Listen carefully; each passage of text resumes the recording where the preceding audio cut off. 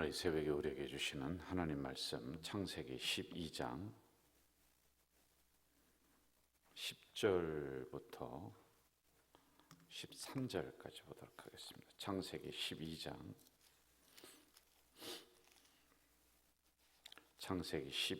10절부터 13절까지입니다. 창세기 12장 10절부터 13절까지 우리 같이 읽겠습니다. 그 땅에 기근이 들었으므로 아브라함이 애굽에 거류하려고 그리로 내려갔으니 이는 그 땅에 기근이 심하였습니다.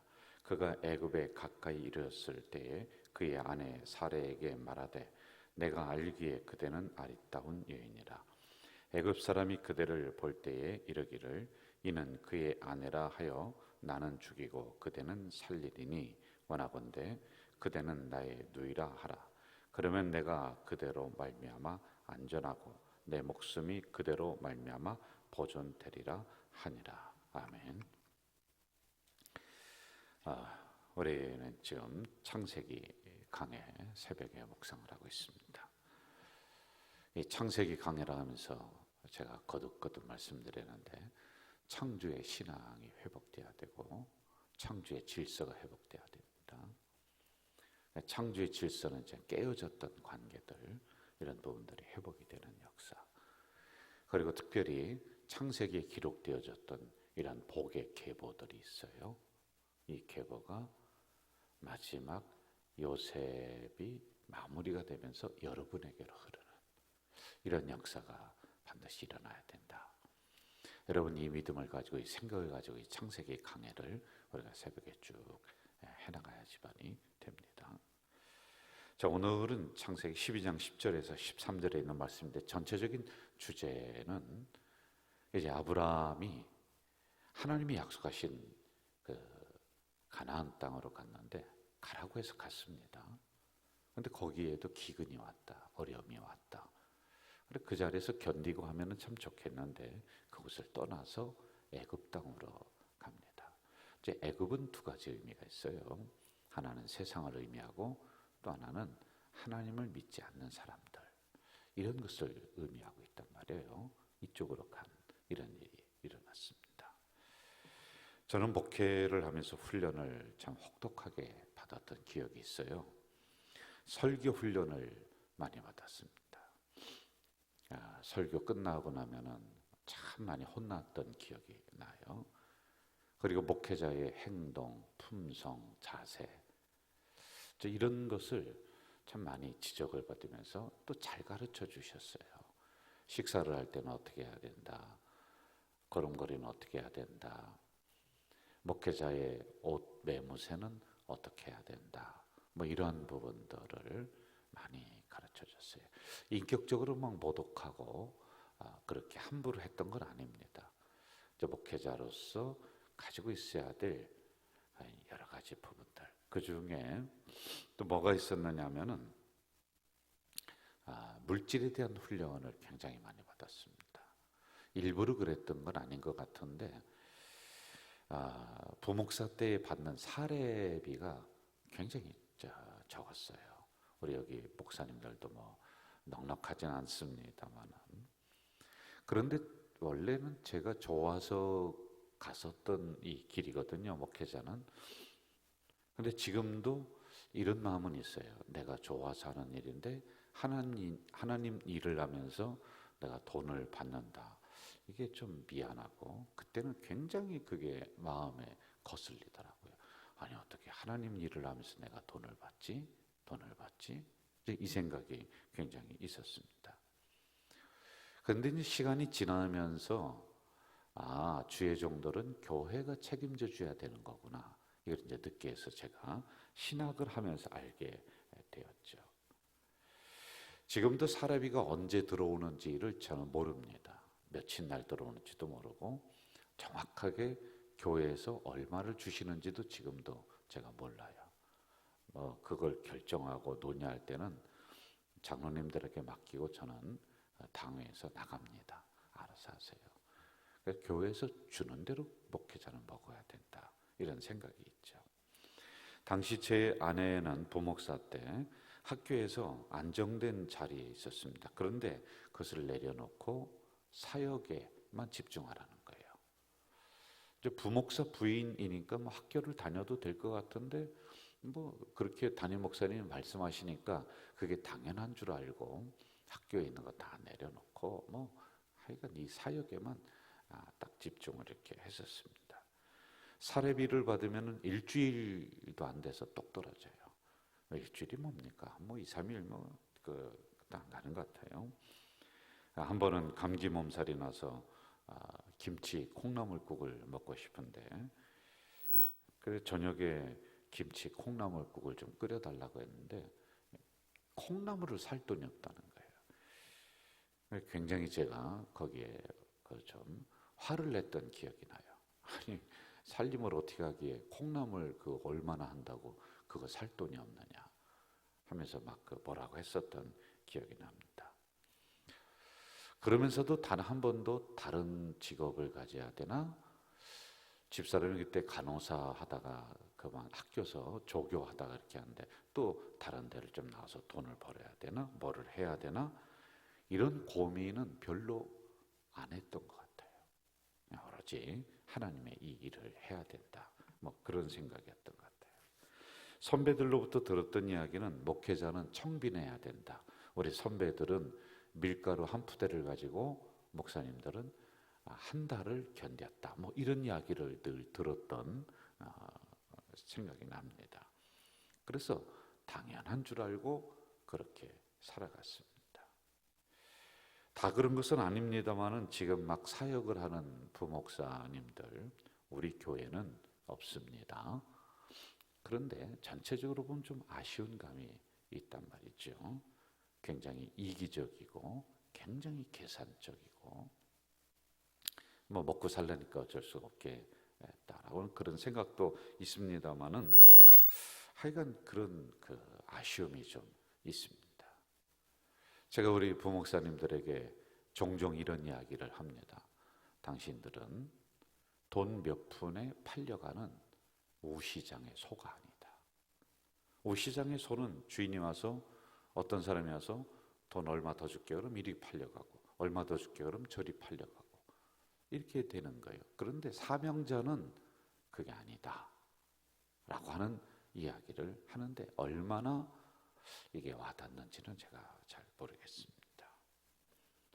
왜 제가 이 말씀을 드리느냐 하면은 오늘 본문에서 이 이야기를 해주고 있기 때문에 그렇습니다. 10절을 가볼까요? 10절 같이 읽어봅시다. 10절 시작. 그 땅에 기근이 들었으므로 아브라함이 애굽에 거류하려고 그리로 내려갔으니 이는 그 땅에 기근이 심하였습니다. 기근이 들었다. 자, 저를 보세요. 그 땅에 기근이 들었다. 여러분, 그 땅이란 어디입니까? 1절을 보세요. 12장 1절 같이 읽어볼까요? 12장 1절 시작. 여호와께서 아브라함에게 이르시되 너는 너의 고향과 친척과 아버지의 집을 떠나 내가 네게 보여줄 땅으로 가라. 여러분 어디를 보느냐 하면 5절을 보세요. 제가 읽을게요.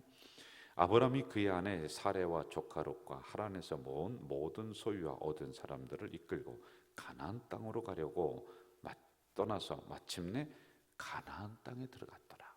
그 땅은 어디예요? 두 가지죠. 하나님이 떠나라고 해서 간 땅. 또 구체적으로 5절에서 어디라고 합니까? 가나안 땅. 이렇게 얘기합니다. 그런데 그 땅에 기근이 들었다는 거예요. 하나님이 가라고 해서 간 땅입니다. 젖과 꿀이 흐르는 약속의 땅이라고 합니다. 그래서 모든 걸 포기하고 그 길로 걸어갔습니다. 그런데 거기서 배고파서 지금 죽게 생겼다는 겁니다. 경제적인 문제가 털컥 다가오는 거예요. 기근이 들었다라고 하는 것이죠. 적어도 하나님이 가라고 하신 땅이다라고 하면은 이건 없어야 되잖아요. 하나님이 명령해서 그 말씀에 순종해서 그 땅을 갔습니다. 그런데 거기서 굶어 죽게 생긴 거예요. 아니 거기 젖과 꿀이 흐르고 복을 주셔야 되고 최소한도 이 정도는 보장을 해줘야지 되는 거 아니에요? 인간적으로 생각을 할 때도 말입니다. 근데 지금 먹고 살 게 없다는 거예요. 기근이 들었습니다. 우리는 여기서 한 가지 놀라운 진리를 이 새벽에 발견을 해야지만이 돼요. 하나님이 약속하신 땅에도 기근이 오는가? 하나님이 약속하신 땅에도 어려움이 오는가? 고난이 오는가? 하나님이 부르신 이 자리에도 예수 믿어라라고 해서 세상 것 다 끊고 오늘 이 자리에 나왔는데 고난이 오고 어려움이 우리들에게 올 수 있는가? 라고 하는 거예요. 믿음 생활하면서 우리는 고난이라고 하는 이 단어가 늘 같이 가고 있습니다. 어려움이 오지 않았으면 좋겠는데 어려움도 오고 시험도 오고 환난도 오고 사고도 일어나고 질병도 우리가 뜻하지 않게 생기고 어느 때는 가난하고 돈 꾸러 다니고 자녀들도 어려움 당하고 아마 세상과 별반 다른 게 없는 것 같아요. 안 그렇습니까, 여러분? 세상 사람들이 당하는 고난 우리도 비슷하게 이렇게 당하면서 나가는 것 같단 말입니다. 그래서 우리들에게 가끔씩 일어나는 질문이 어떤 질문이 일어나느냐 하면은 하나님 믿어도 별 수 없나? 예수 믿어도 별 수 없는가? 이런 생각이 우리들 속에서 일어나고 있습니다. 제가 다시 한번 여러분에게 물어볼게요. 그렇다면 하나님 믿으면, 예수님 믿으면 세상의 고난이 여러분을 피해 가야만 되는가? 어떻습니까? 꼭 피해 가야 됩니까? 아니에요. 올 수 있습니다. 모든 것들이 다 우리에게 올 수 있습니다. 그런데 한 가지 다른 게 있습니다. 세상에서 하나님을 모를 때 받는 고난이 고난으로 끝나고 고난은 더 어려움으로 궁핍함으로 나갑니다. 그래서 인생을 비관하게 되어 있습니다. 그런데 한 가지 다른 건 똑같이 고난과 어려움, 기근이 우리들에게 오지만은 지금 우리들에게는 고난이 유익이 된다. 이게 한 가지 다른 거예요. 결국에는 고난이 유익으로, 하나님의 은혜로, 하나님의 복으로 바뀌게 된다는 겁니다. 우리가 해야 될 일이 한 가지가 있습니다. 자, 다시 본문 10절로 가봅시다. 그 땅에 기근이 들었다. 아브라함이 애굽에 거류하려고 그리로 내려갔으니 이는 그 땅에 기근이 심하였다. 기근을 피해서 애굽으로 내려가요. 우리가 해야 될 일이 하나 있습니다. 아브라함은 이 기근을 피해서 애굽으로 다시 내려가요. 세상으로 내려갑니다. 그러나 우리는 고난 앞에 도망가면 안 돼요. 직시해야 돼요. 믿음 안에서 받아들여야 돼요. 결코 고난을 피해서는 안 돼요. 고난이 어려움이 우리를 오히려 피하도록 그렇게 만들어야 돼요. 직시하면서 똑바로 걸어가야 돼요. 이 길을 벗어나면 안 돼요. 아무리 배가 고파도 목사 길을 벗어나면 안 돼요. 아무리 배가 고파도 성도가 가야 될 길을 벗어나면 안 돼요. 이건 우리가 지켜야지만이 되는 겁니다. 이스라엘에는 크게 세 가지 길이 있습니다. 성도들이 걸어가야 되는 왕의 대로, 중앙길이 있어요. 그리고 사막길이 있어요. 옆으로. 이게 광야길이라고 합니다. 그리고 또 하나는 바닷길이 있어요. 그런데 하나님은 이스라엘 백성들을 이 왕의 대로로 다니게끔 만듭니다. 고난이 와도 다른 곳으로 피하지 말고 이곳으로 왔다 갔다 해라. 벗어나지 말라는 것이죠. 그런데 지금 아브라함이 실수한 게 뭐냐면은 다시 애굽으로, 그러니까 왕의 대로가 아니라 성도가 걸어야 될 길이 아니라 하나님의 자녀가 걸어야 되는 길이 아닌 길로 피합니다. 뭐 피하려다가 뭐 만난다고? 여러분, 기근 피하려고 식솔들 데리고 애굽으로 내려갔는데 세상에 기근을 면하게 되는 것이 아니라 당하지 말아야 될 부끄러움을 당하는 거예요. 자기 부인을 빼앗겨 버립니다. 자기 가족도 하나 책임지지 못하는 이런 비참한 아주 비참한 인간이 돼버리는 거예요. 하나님의 길을 떠나는 즉시 우리들에게 다가오는 것은 부끄러움이요 창피입니다. 어디 가서 우리가 손 벌려서 우리의 배를 채운 아니에요. 차라리 우리는 이 길에서 내가 굶어 죽겠습니다. 하나님이 책임져 주신단 말입니다. 그런데 이거 피해서 세상 기근 피해서 세상으로 갔는데 거기서 온갖 수치와 온갖 모멸을 당하면서 이 문제도 해결하지 못하는 이런 부끄러움을 겪게 된다는 것입니다. 제가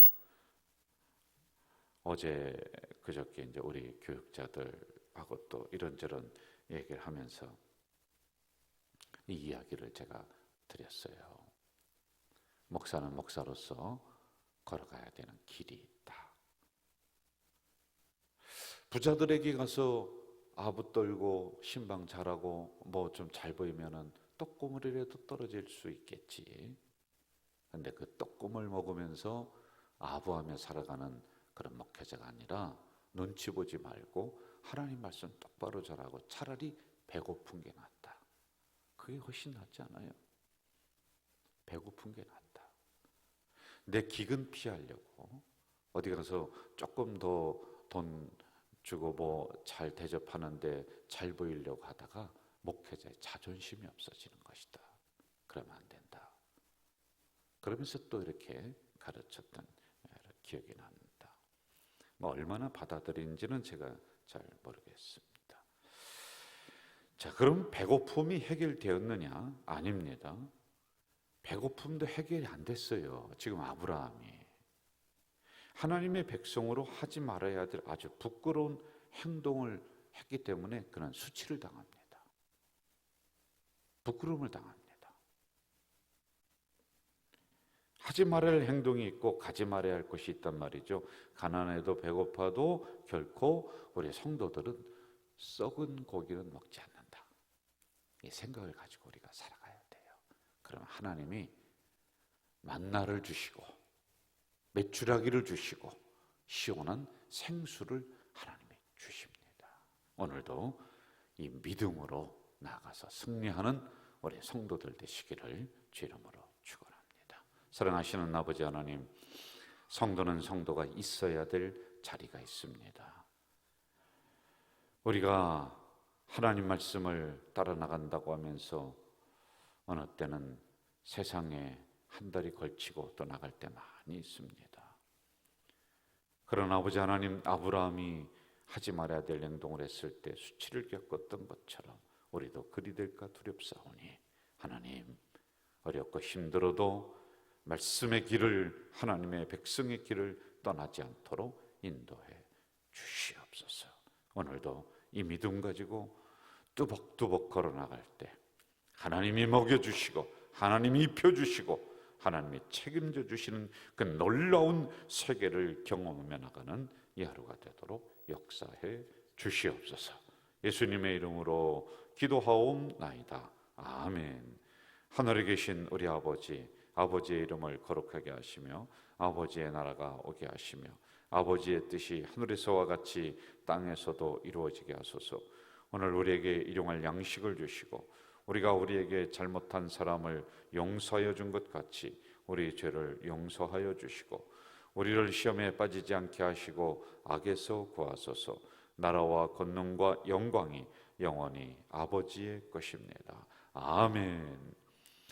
여러분, 이 시간에는 우리 통성으로 기도하지 말고 오늘은 침묵으로 조용히 기도하시는데, 하나님, 제가 걸어야 될 길, 성도가 걸어야 될 길, 하나님의 자녀가 걸어야 될 길이 있습니다.